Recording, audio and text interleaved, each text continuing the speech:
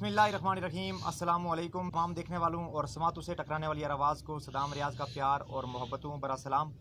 Fast news network की screen पर आज प्रोग्राम के मेहमान सरदार हसन इब्राहिम उम्मीदवार हैं कानून साज असम्बली के लिए रावलाकोट शहर से। हल्का लेतिन रावलाकोट शहर से जम्मू कश्मीर पीपल्स पार्टी के नामजद उम्मीदवार भी हैं और जम्मू कश्मीर पीपल्स पार्टी के सदर भी हैं। इनसे आज मुख्तसर सवालात और उनके जवाबात लेने की कोशिश करेंगे। हसन इब्राहिम साहब, बहुत बहुत शुक्रिया, आपने अपना कीमती वक्त दिया। ज़मनी इंतखाबात में आपके साथ मुख्तलिफ़ जमातों का इताद था और उस वक़्त चूँकि हल्के की नौयत भी डिफरेंट थी। अब चूँकि आपका हल्का भी सेपरेट हो गया, 2021 के आम इंतखाबात में अपनी पोजीशन को किस एंगल से देख? हल्का पहले बड़ा था, उसकी डायनामिक्स फ़र्क थे जी। अब क्योंकि हल्के छोटे हो गए हैं तो डायनामिक्स फ़र्क हैं। जनरली जो कंसिडर किया जाता है जम्मू कश्मीर पीपल्स पार्टी का जो स्ट्रॉन्ग होल्ड था वो शहर ही था जी। तो बहुत सारे कैंडिडेट्स हैं अभी और मैं समझता हूँ कि बेहतर है जितने ज़्यादा कैंडिडेट्स हों तो उतना बेहतर। हम समझते हैं कि हमारे वाले से बेहतर रिज़ल्ट्स आएंगे जी। सारी जमातें, नून लीग भी है, पाकिस्तान तहरीक इंसाफ भी है, जमात इस्लामी भी है सही जी, और अपना पाकिस्तान पीपल्स पार्टी हाजी याकूब साहब भी हैं। तो देखें अल्लाह बेहतर करेगा इंशाअल्लाह। बासित मेंबर असम्बली सरदार हसन इब्राहिम साहब, आपने ऐसा कौन सा काम किया कि शहर के लोग, हल्के के लोग आपको वोट दें? लेकिन मैंने क्या काम करना था, मैं तो जो सरदार खालिद महमूद खान साहब हमारे लिए एक रास्ता छोड़ के गए हैं जिसमें सारी ज़िंदगी की उनकी जदोजहद जो है वो लोगों को इंसाफ दिलाने के लिए थी और अदारों के मेरिट को बहाल रखने के लिए थी। तो उनकी रहलत जब हुई तो वो एक तहरीक चली थी जजेस के हवाले से, जो एक उन्होंने स्टैंड लिया था कि जी 5 जजेस जो हैं ये गैर आइनी तौर पे लगेंगे। तो वो बीच में अधूरी रहेगी। उनके जाने के बाद जम्मू कश्मीर पीपल्स पार्टी ने वो तहरीक भी चलाई और वो 5 जजेस भी बरतरफ हुए, घर चले गए। और जो आया अपना रिज़ल्ट आया उसका, जो अदारों ने जो ये आपकी क्या नाम है, सुप्रीम कोर्ट ने जो फैसला दिया, वो फैसला वही फैसला था जो सरदार खालिद महमूद खान साहब ने बयान किया था कि जी 5 जजेस जो हैं ये गैर आइनी तौर पे लगेंगे और ये लेन देन के चक्कर में, एडजस्टमेंट के चक्कर में, बरादरीज़म की बेस के ऊपर लगेंगे। वो बड़े वाज़ेह तरीके से, और जिन लोगों का उसमें किरदार था वो भी बड़े वाज़ेह तरीके से उस फैसले में सामने आया। मैं समझता हूँ कि वो बज़ात ख़ुद एक बहुत बड़ी जीत थी जम्मू कश्मीर पीपल्स पार्टी के लिए, ख़ास करके जब हमारी लीडरशिप के जाने के बाद ये रिज़ल्ट आए। हसन इब्राहिम साहब, जम्मू कश्मीर पीपल्स पार्टी ने रियासत आज़ाद कश्मीर की सियासत में हमेशा मेरिट की बात की। आपने भी मेरिट की बात की, तो मेरिट की बात ही से आपसे एक सवाल कर लेते हैं। सही है। सरदार खालिद इब्राहिम साहब ने मेरिट की खातर कई उहदों को अपने जूते की नोक पे रखा सही है। और रियासत में हमेशा उसूलों की सियासत की। सही है। सरदार हसन इब्राहिम और सरदार असद इब्राहिम के अलावा जम्मू कश्मीर पाकिस्तान पीपल्स पार्टी में ऐसा कोई फ़र्द मौजूद नहीं था जो हल्के में अपने अपने हल्के में इंतखाबात के लिए जम्मू कश्मीर पीपल्स पार्टी उसको सेलेक्ट करती। नहीं जनाब, इस तरह है कि मैं भी जमात के इसरार के ऊपर सामने आया। जमात का ये इसरार था कि जी खालिद साहब की फैमिली में से कोई आ गया है। मैं अपनी मर्ज़ी से, मैं तो नौकरी करता था, वो नौकरी छोड़ के मैं इस तरफ आया, मैं कभी रहा भी नहीं इस सिस्टम का हिस्सा। तो वो फिर जब उन्होंने फैसला फैमिली को छोड़ा, फैमिली ने मुझे कहा कि जी आप आ गए हैं, तो और वो जमात ने उसको कबूल किया। असद के लिए भी जो है वो उस हल्के के लोगों का इसरार था। असद की भी अपनी कोई ख्वाहिश नहीं थी सामने आने की। हम एक जमहूरी जमात है जी, हमारा एक जमहूरी निज़ाम है, एक वाहिद जमात है महज पूरे पाकिस्तान आज़ाद कश्मीर में जिसमें इंट्रा पार्टी इलेक्शंस भी होते हैं। और मैं भी आज जिस ओहदे पे बैठा हूँ, मैं एक डेमोक्रेटिक प्रोसेस के थ्रू आया हूँ, लोगों ने मुझे खुद सिलेक्ट किया। तो शायद इसमें मेरी मर्ज़ी ना होती, मगर यह है कि क्योंकि हमने अब एक ज़िम्मेदारी उठाई है, हमें जमात को भी लेकर चलना है, हमने जो खालिद साहब की जदोजहद थी उसको ज़ाया नहीं होने देना। तो पाकिस्तान में और आज़ाद कश्मीर, गिलगित बल्तिस्तान समेत मौरूसियत की सियासत को रियासत में नुकसान हुआ और रियासत को भी रियासत के लोगों को भी नुकसान हुआ।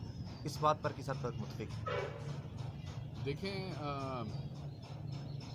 मरूसियत अपनी जगह, मगर मैं समझता हूँ कि जो खालिद साहब की या हमारी लीडरशिप की जो जदोजहद थी, वो जिस जिम्मेदारी के साथ ہم لے کے آگے چل سکتے ہیں، شاید کوئی اور نہ لے کے آگے جا سکتا ہو، کیونکہ ہمارے بزرگوں کا ایک کردار رہا ہے، اور اگر ہم نہیں اس کو اس طرح اپہولڈ کر سکیں، میں باہر سے نہیں، میں یہاں سے کوئی بندہ اس طرح اپہولڈ کر سکے. ذمہ داری کی بات ہے، یہ کوئی وراثت کی بات نہیں ہے، مگر یہ ایک ذمہ داری کو سمجھ کے اس کو دیکھ کے ہم لے کے آگے چل رہے ہیں. تو نقصان سے زیادہ میں سمجھتا ہوں کہ اس کا فائدہ ہوگا، کیونکہ بہت ساری چیزوں میں، جس طرح فرض کریں یہ ایڈ ہاک والا بل ایک ابھی پیش ہوا ہے اسمبلی کے اندر، اور خالد صاحب کی ایک تحریک تھی اس کے اوپر، جس پہ انہوں نے اسمبلی سے استعفیٰ دے کے وہ باہر آ گئے تھے، اور بعد میں وہ فیصلہ بھی خالد صاحب کے حق میں آیا.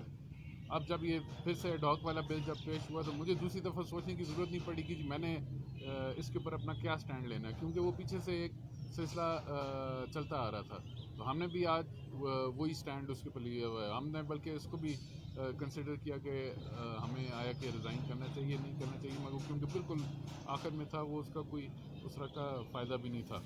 البتہ یہ ہے کہ ایسا کوئی عمل جو میرٹ کے خلاف ہوگا، آپ جموں کشمیر پیپلز پارٹی کو جو ہے اس کے خلاف کھڑا پائیں گے انشاءاللہ. ایک وقت تھا پاکستان کے سابق وزیر اعظم، پاکستان کی بڑی جمہوری جماعت کے سربراہ سردار خالد ابراہیم صاحب سے ملنے راولہ کوٹ اتحاد کی بات کرنے آئے.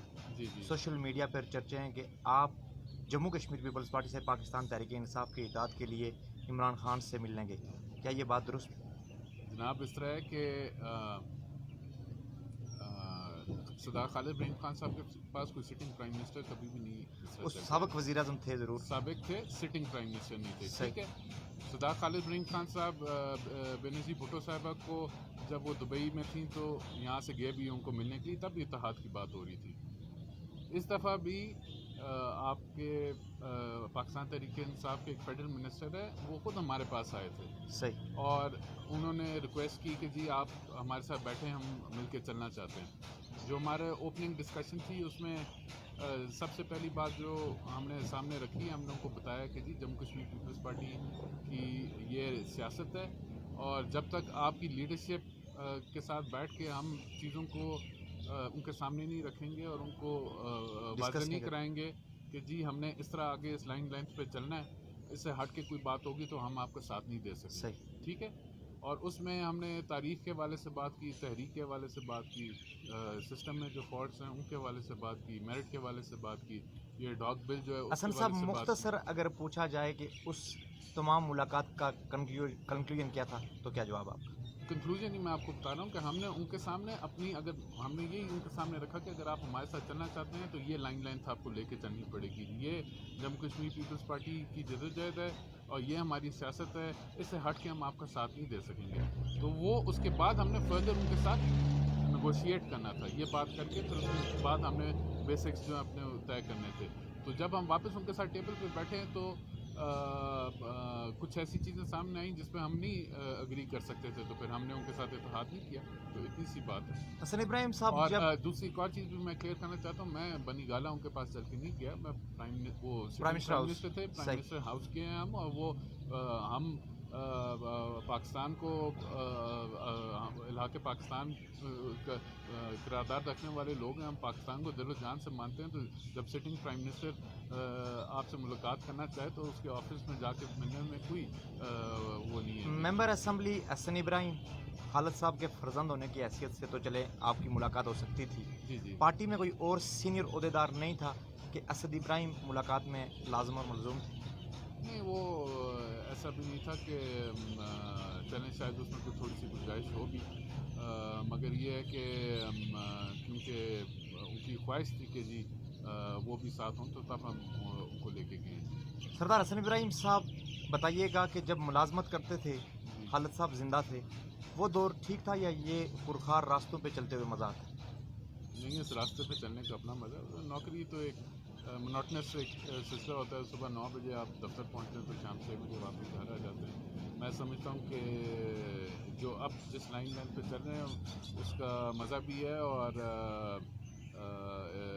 کسی چیز کے لیے آپ اسٹرگل کر کے آگے جائیں تو اس کی جو سیٹسفیکشن ہے وہ میں سمجھتا ہوں ادروائز نہیں ہوتی. ہار جیت اپنی جگہ، الیکشن لڑنے نہ لڑنا وہ اپنا سلسلہ، مگر ہم ایک جماعت کو لے کے آگے چل رہے ہیں، ایک نظریے کو آگے لے کے چل رہے ہیں، تو یہ زندگی میں سمجھتا ہوں اس سے بہتر ہے جی۔ حسن ابراہیم صاحب، اپنے حلقہ انتخاب کے سننے والی ماؤں، بہنوں، بیٹیوں، دوستوں، بزرگوں، چاہنے والے مخالفین اور جہاں جہاں تک آپ کا یہ پروگرام دیکھا اور سنا جائے گا، اپنی طرف سے کوئی آخری پیغام دینا چاہیں تو کیمرے کی آنکھ میں آپ دے سکتے ہیں۔ پیغام میرا یہی ہے کہ جی جموں کشمیر پیپلز پارٹی کا ماضی جو ہے وہ بڑا واضح ہے۔ سردار ابراہیم صاحب کی سیاست، سردار خالد ابراہیم خان صاحب کی جدوجہد اور سیاست وہ آپ کے سامنے بڑا واضح ہے۔ میں بھی آپ لوگوں کو یہی چاہوں گا، میری طرف سے یہی پیغام ہوگا کہ آپ میں نے 2.5 سال آپ کے ساتھ یہاں گزارے ہیں، آپ اس کو سامنے رکھتے ہوئے آگے آنے والے وقت کا فیصلہ کریں کہ آیا کہ میں آپ کے جو امیدیں ہیں ان کے اوپر پورا اترتا ہوں یا نہیں اترتا ہوں۔ ہم آگے آنے والے وقت کے لیے وعدے کوئی نہیں کرتے، مگر یہ ضرور کہوں گا کہ اگر مجھے یہ اپرچونٹی پھر سے دی گئی تو انشاءاللہ ہم پوری ریاست کے لیے بھی کام کریں گے، اداروں کے لیے کام کریں گے، اور خصوصاً راولاکوٹ شہر کی جو بہت ساری شارٹ کمنگز ہیں کوشش کریں کہ ہم ان کو سیدھا کر سکیں۔ اس کے لیے آپ ساروں کا ساتھ ہوگا تو میں سمجھتا ہوں کہ ہم اداروں کو بھی بہتر کر سکیں گے، اور بہت ساری چیزیں ہیں جو ہماری نظر میں ہیں جن کو دیکھنے کی ضرورت ہے، مگر اس کے لیے پھر وقت بھی چاہیے، اور یہ 2 دن یا 3 دن والا معاملہ نہیں ہے، یہ ایک پالیسی کے تحت جو ہے چیزوں کو لے کے آگے بڑھنا پڑے گا، تو وہ پالیسیز جب سامنے آئیں گی تو تب یہ ادارے بھی درست ہوں گے، تب بھی آپ کا نظام بھی درست ہوگا۔ یہ ٹوٹی کھمبی کی سیاست میں اگر آپ اپنے فیصلے کرتے رہیں گے اس کو سامنے رکھ کے، تو پھر آپ اسی طرح گول گول پھرتے رہیں گے، اس سے باہر نہیں نکل سکیں گے۔ آپ نے اس سے باہر نکل کے دیکھنا کہ جی ہم نے اوورآل جو ہے اس خطے کو یا اس علاقے کو خصوصاً جو ہے یہ جو اس میں کمی پیشی ہیں اس میں سے کس طرح باہر نکلنا ہے۔ صدر جموں کشمیر پیپلز پارٹی، امیدوار قانون ساز اسمبلی حلقہ L3 پنچ، سردار حسن ابراہیم کی گفتگو آپ نے سنی۔ آپ اس گفتگو کو کس اینگل سے دیکھتے ہیں کمنٹ سیکشن میں تہذیب و تمدن کے دائرے میں رہتے ہوئے اپنی رائے کا اظہار ضرور کیجیے گا۔ فاسٹ نیوز نیٹ ورک کی الیکشن ٹرانسمیشن کے اگلے پروگرام میں پھر کسی شخصیت کے ساتھ آپ سے پھر ملاقات ہوگی۔ ایک دعاؤں میں یاد رکھیے گا۔ اللہ نگہبان۔